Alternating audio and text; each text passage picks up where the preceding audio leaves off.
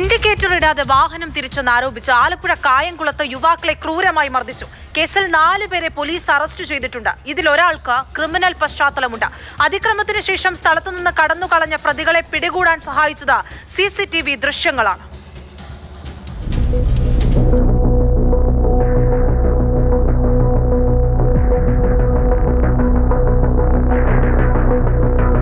വെള്ളിയാഴ്ച വൈകുന്നേരം ഓച്ചിറ സത്യാലയം ജംഗ്ഷനിലായിരുന്നു അതിക്രമം.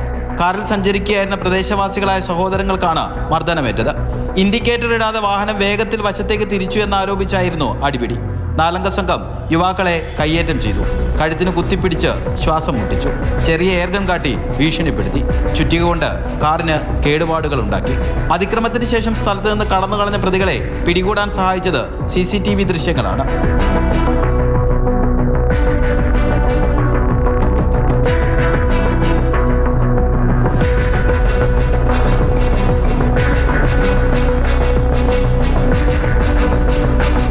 കേസിൽ ഓച്ചിറ സ്വദേശികളായ ഇർഫാദ്, അനീഷ്, ഷെഫീഖ്, ആദർശ് എന്നിവരെ കായംകുളം പോലീസ് അറസ്റ്റ് ചെയ്തു.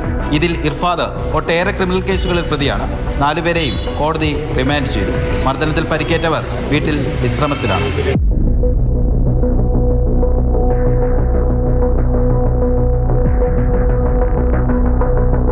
മാതൃഭൂമി ന്യൂസ്, ആലപ്പുഴ.